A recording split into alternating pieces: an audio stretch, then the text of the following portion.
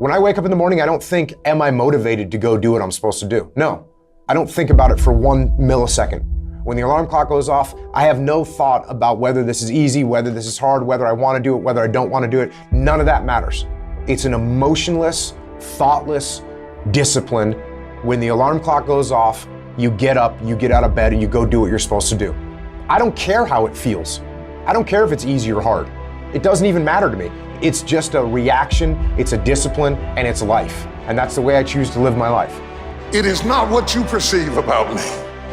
It's what I perceive about me. It's not what they say about you that matters.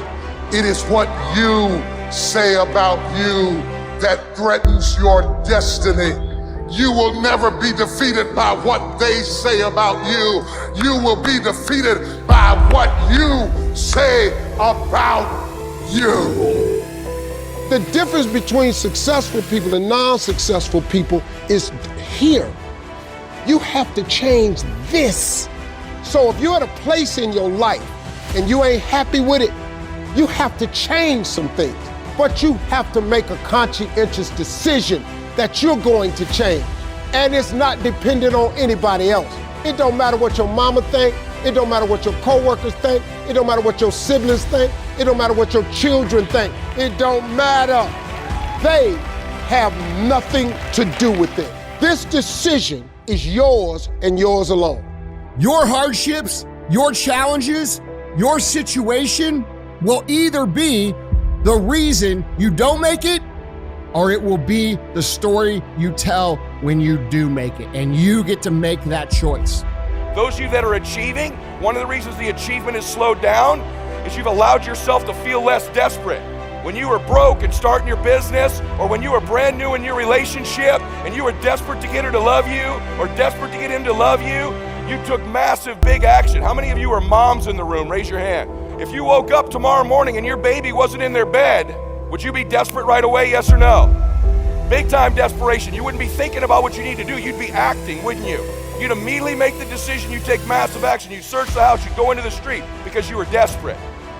When you remove desperation, all this bullshit creeps into your life where you think you have to have the perfect plan and look the perfect way and have the perfect thoughts and be all zen and perfect. What you need is to be desperate. What you need is to get after it. Your imagination, you the only one can see it. You're the only one can see it. The problem with your imagination, though, is you tell it to the wrong people. How many times have you had this really incredible idea and you took it to your family and your friends? You shared it with them and they shot it down. You know why they shot it down? Because they couldn't see it. See, all this stuff you've been imagining, you ought to start working on it. Your real life is in your imagination. Dust off your imagination and just go for it. You got to try. Quit waking up thinking you ain't got no say-so in your life. You have a choice in this matter. You can't stop what happened to you, but you can doggone sure do something about what happened to you. Life is 10% what happened to you, is 90% what you do about it. I don't care if you have to inch your way day by day, even if you have to get down and it hurts and it's hard and nobody can see what you're really going through.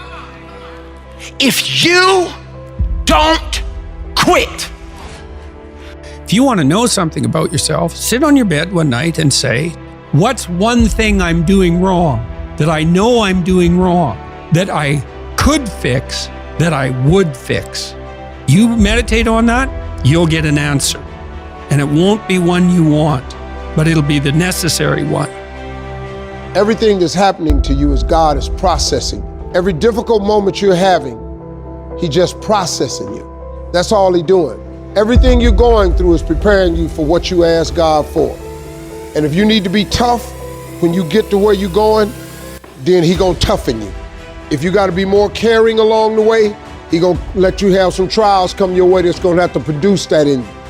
If you want to begin to move, you've got to clear your mind of all the unnecessary luggage and baggage that's weighing us down. You're going to have people to do things to you. Things are going to happen to you. And the most important thing to do is to harness your will and let it go and move so you can grow, so you can get on with your life. It doesn't matter about what happens to you. What matters is, what are you going to do about it?